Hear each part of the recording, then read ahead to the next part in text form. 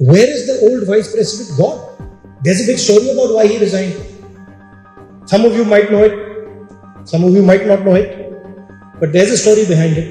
Why the vice president of India, is in a situation where he cannot say a word. आखिर कहां छुपे हुए हैं धनखड़? पूरी तरह से चुप क्यों हो गए हैं पूर्व उपराष्ट्रपति जगदीप धनखड़? ये सवाल खड़े किए हैं राहुल गांधी ने।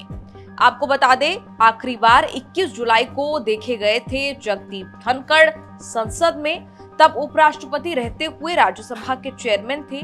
अचानक शाम में खबर आती है कि हेल्थ ग्राउंड पर उनका इस्तीफा हो जाता है, लेकिन ये बात ना विपक्ष के गले उतरती है ना ही आम लोगों के। राहुल गांधी बुधवार को जब एक कार्यक्रम का संबोधन कर रहे थे, उपराष्ट्रपति पद के लिए विपक्ष के संयुक्त उम्मीदवार बी सुदर्शन रेड्डी के सम्मान में आयोजित एक समारोह को वो संबोधित कर रहे थे। इस दौरान उन्होंने धनखड़ के इस तरह छिपने पर कई सवाल खड़े कर दिए। Also, let's not forget why we are electing a new vice president. Just yesterday I was having a conversation with somebody and I said, where is the old vice president gone?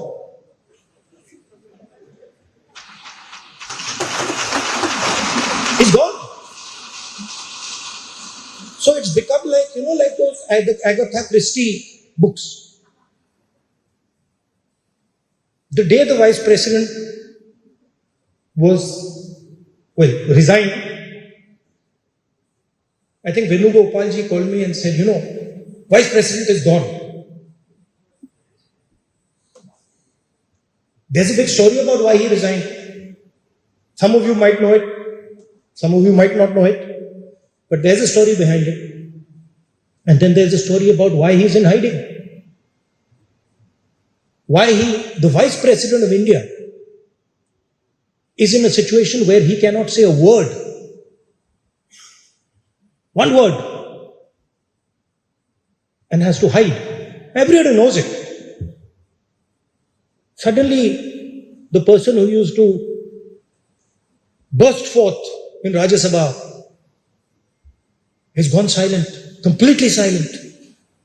So this is the times we are living in. उधर दिल्ली में धनखड़ के लिए एक नया आवास जो है वो तय कर दिया गया है।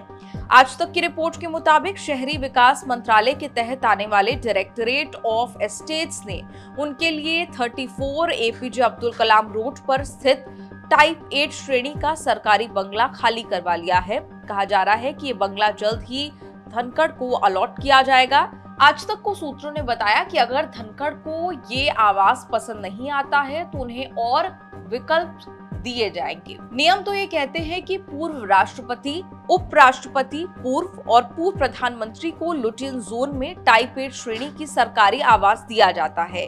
इसके अलावा उन्हें अपने पैतृक स्थान पर 2 एकड़ भूमि का विकल्प भी मिलता है। इसी परंपरा को जारी रखते हुए धनखड़ को भी सर्वोच्च श्रेणी की आवासीय सुविधा दी जा रही है। जगदीप धनखड़ के इस्तीफे को लेकर 100 सवाल उठे, लेकिन सरकार उस पर चुप रही और ना ही जगदीप धनखड़ का कोई भी बयान आया। करीब 3 हफ्ते बाद अचानक ये रहस्य सामने आया कि जगदीप धनखड़ लापता हो गए हैं। कपिल सिब्बल ने प्रेस कॉन्फ्रेंस करके कहा कि जगदीप धनखड़ को उन्होंने फोन मिलाने की कोशिश की, उनके पीए ने आगे से फोन रिसीव किया, सामने से जवाब आया कि जगदीप धनखड़ आराम कर रहे हैं। उसके बाद जितने भी कॉल्स किए गए वो सब अनआंसर्ड रहे। अलग अलग नेताओं ने इस तरह के बयान दिए। संजय राउत ने भी एक बयान दिया।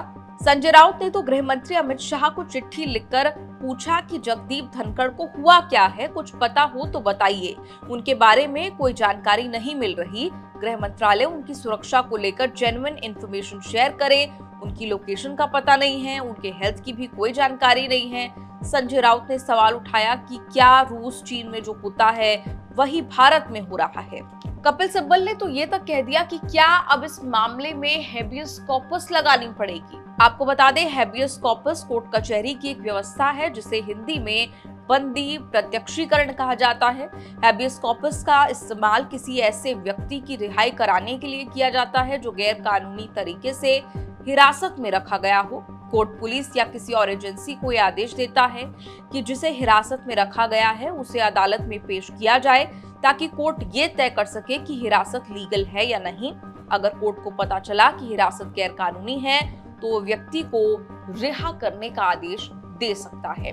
अब जगदीप धनखड़ है कहां, इसे लेकर राहुल गांधी ने भी सवाल खड़े किए और एक तरह की कहानी उन्होंने भी बताई। ये भी कहा कि लोग जानते हैं कि जगदीप धनखड़ का इस्तीफा स्वास्थ्य कारणों की वजह से नहीं हुआ है। आपका इस रिपोर्ट पर क्या कुछ कहना है, कमेंट्स में लिखकर अपनी राय जरूर दें।